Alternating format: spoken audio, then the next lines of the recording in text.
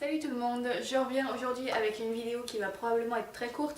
C'est juste histoire de donner un signe de vie parce que ça fait vraiment un moment que j'ai plus tourné de vidéo parce que bon, comme je l'avais prédit la dernière fois, je n'ai rien lu du tout en termes de fiction au mois d'août. Et là, depuis la rentrée de septembre, j'ai été pas mal occupée, donc je viens seulement aujourd'hui de commencer une nouvelle lecture en fait. Du coup voilà, je vais avoir qu'un seul livre à vous montrer, mais voilà, je fais une petite vidéo juste pour dire que je suis encore là quoi.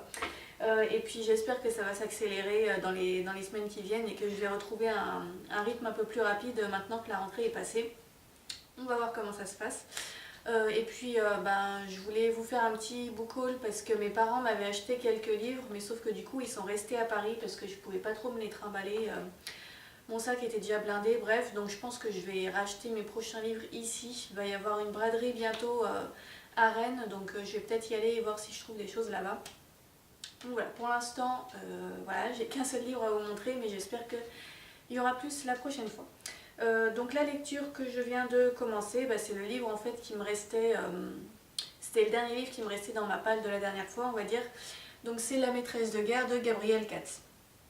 J'ai eu 68 pages, donc j'en suis vraiment au tout début, hein. Mais le début est prometteur. J'ai beaucoup aimé ces premiers chapitres. Donc c'est de la fantaisie, je vous refais très vite un petit résumé. Donc ça met en scène une héroïne qui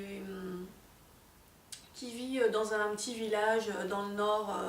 Donc je ne sais pas trop comment s'appelle le pays, enfin la région générale de cet univers, mais en gros, voilà, c'est un univers imaginé, donc elle vit dans le nord. Et elle décide de partir en guerre en fait. Elle s'engage en tant que soldat pour partir faire la guerre dans le sud. C'est l'une des seules femmes à faire ça parce que voilà, dans son village, elle n'est pas très bien intégrée puisqu'elle a beaucoup... elle se comporte un peu comme un homme, elle ne veut pas être réduite à faire la cuisine et à juste être la femme de son mari quoi. Donc du coup elle n'était pas très bien acceptée à cause de ça et c'est pour ça qu'elle va partir faire la guerre pour essayer de trouver sa place quoi. Sauf qu'à peine arrivée dans le sud, toute son unité est tuée et elle est faite prisonnière puis esclave auprès d'un guerrier du sud en fait. Donc voilà, je vous en dis pas plus, là pour l'instant c'est ce qui s'est passé dans les tout premiers chapitres. Et donc on va suivre ses aventures à partir de là et je suppose que par la suite elle va réussir à s'affirmer en tant que guerrière puisque le titre c'est La maîtresse de guerre quand même. Donc voilà, comme je le disais, pour l'instant j'aime beaucoup. Le style est très fluide, agréable, voilà. C'est pas de la fantaisie avec des longues descriptions de 10 km.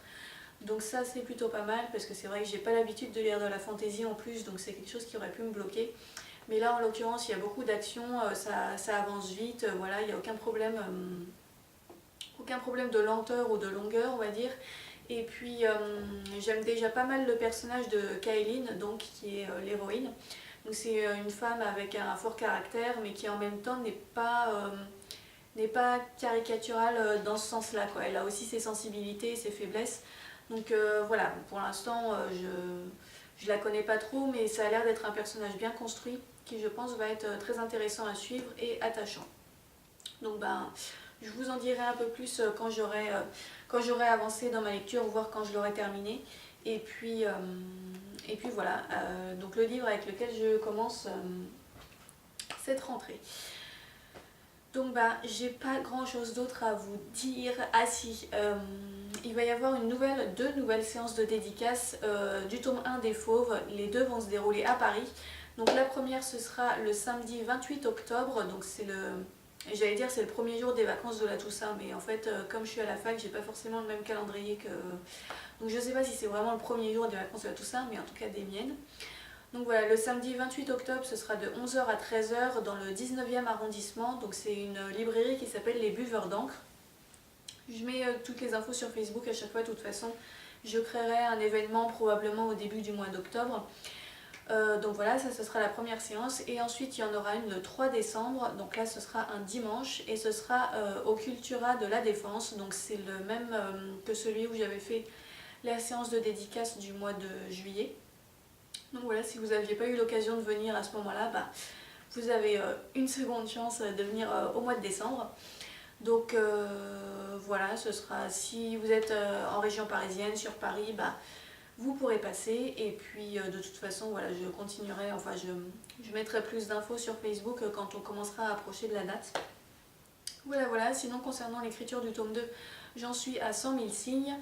J'ai avancé très doucement pendant les vacances d'été parce que bon, j'ai pas trop eu l'énergie de beaucoup écrire, mais je vais essayer d'accélérer un petit peu le rythme maintenant.